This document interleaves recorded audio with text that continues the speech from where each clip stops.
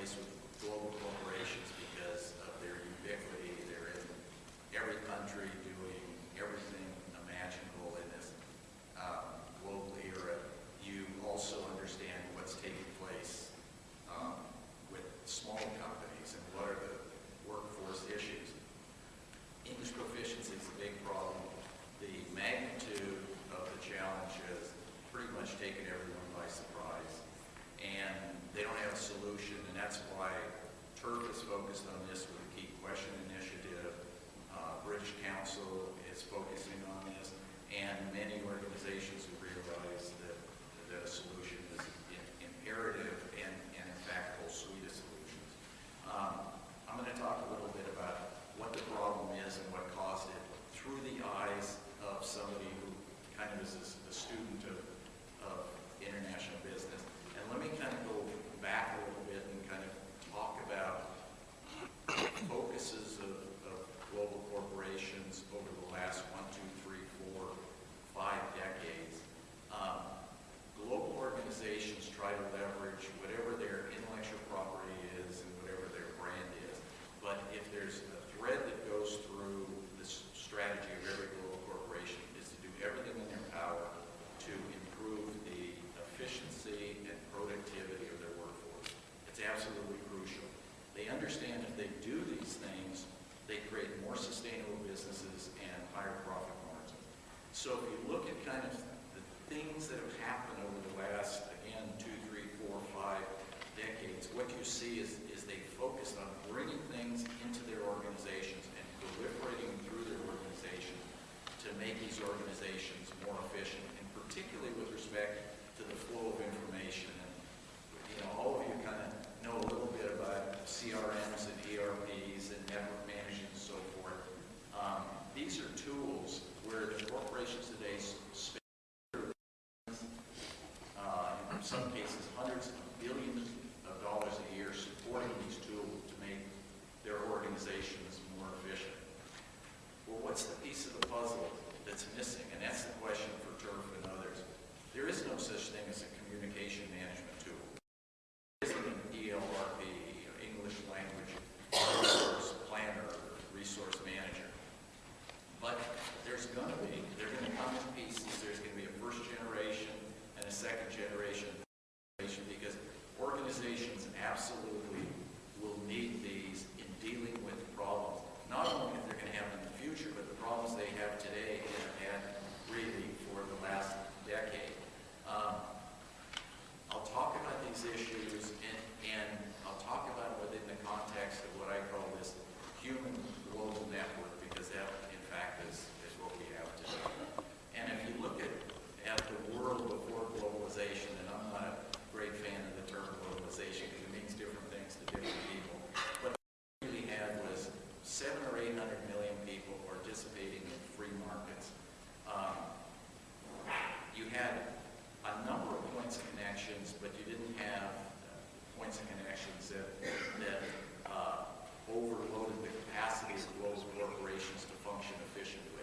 So if you look at after globalization, all of a sudden what you're seeing is you've gone from about 700 or 800 million people participating in free markets to about 3 billion people participating, 3 to 6 billion. So half of the people in the world are participating in free market.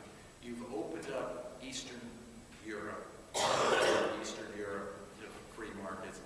Obviously, China, India, Southeast Asia, most points in Latin America. And this is what it looks like. And the truth is, if you took the points of contact in every one of these cities, you'd literally cover the entire map. So there's an extraordinary number of points of presence. And the most important thing with respect to this particular slide is these statistics. If you look at global corporations, again, canary in the coal mine, if you look at global 1,000 corporations in 1996, 30% of the employees were non-native English speakers. 2006, 50%. Next year, 70%.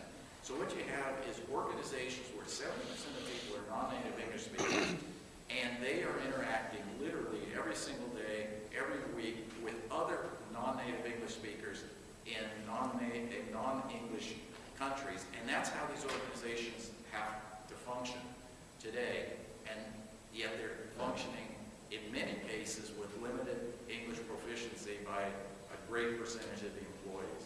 So if you look at kind of what's happened, how has all this unfolded, most of you kind of understand this.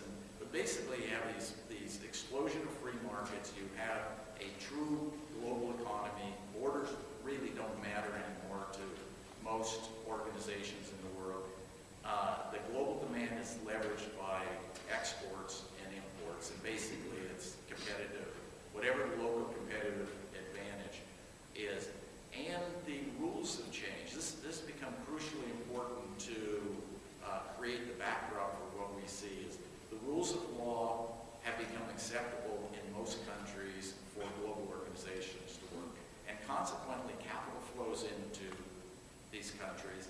And because the emerging countries have grown so rapidly, have huge saving rate, and the savings rates are the things that fund these small and mid-sized businesses which have symbiotic relationships with the global corporations. So as you look at this global human network, it's not just the global corporations, it's those corporations and the symbiosis with the small and mid-sized businesses that feed them.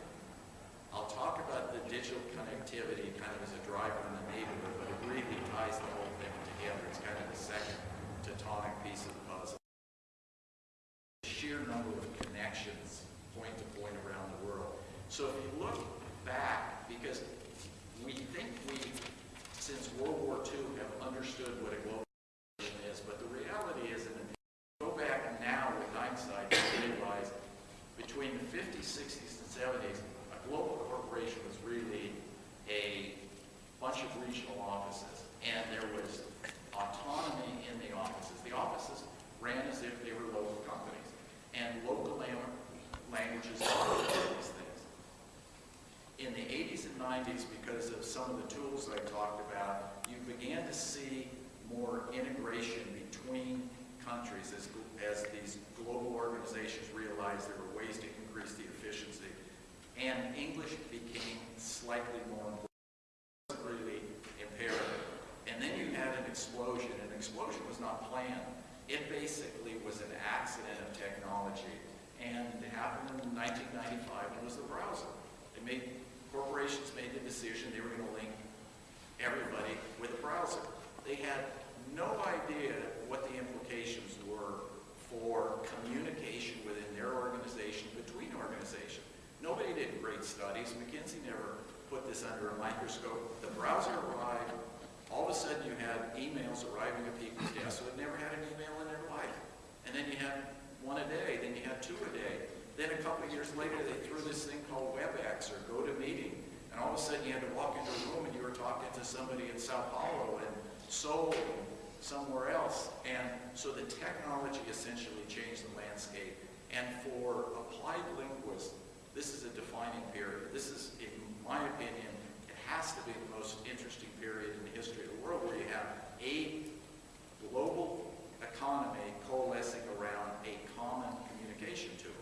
So, and if you look kind of from a tipping point standpoint, and this is interesting, that English skills, the requirement for English skills was always low in the 50s, 60s, 70s, 80s, and 90s. So the tolerance for English skills was high, the red line at the top. Corporations just didn't care a lot because it didn't make a lot of difference if English language skills weren't highly proficient. But as soon as you created the connectivity, what happened was you had these two curves bend. The skill requirement bent up, and then the tolerance curve bent down, and it intersected in the period we're in now, where we're trying to figure out how this global human network really works. And we've done tens of thousands of surveys.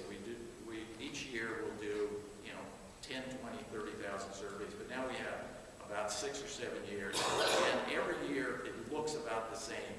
About 90% of respondents, these are employees in the workforce of global corporations, indicate English is important or imperative to their job responsibility. yet less than 10% in a self-assessment and assessment by their managers would indicate that their level of English proficiency is sufficient for their job. So you have this huge gap. And every year, what's interesting, it's not like the gap is closing, because the thing that's happening is, and also we can look at the proficiency, we see that there is slightly rising increase in proficiency in global corporations, but the problem is the threshold of expectation is going up at the same rate. So as far as the employee is concerned, is each year they feel as efficient in their language skill as they did the previous year. So if you then look at it from the standpoint of the emerging countries and the emerging markets, and look at how most people define kind of what they're looking for, these local knowledge workers, and they describe three things.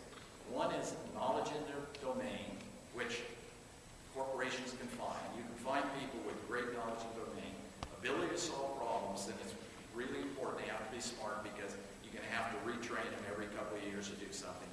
And the third piece of the puzzle is ability to communicate. And without the communication, the system doesn't work.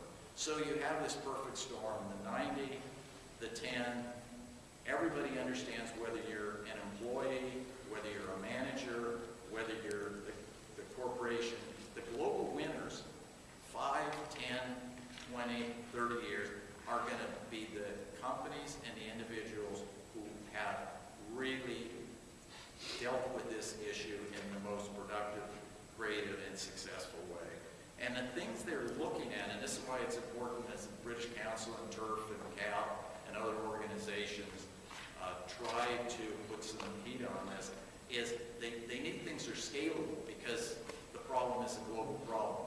They want global solutions, so things have to be measured, or can be measured on a global basis, can be deployed rapidly and cost effective.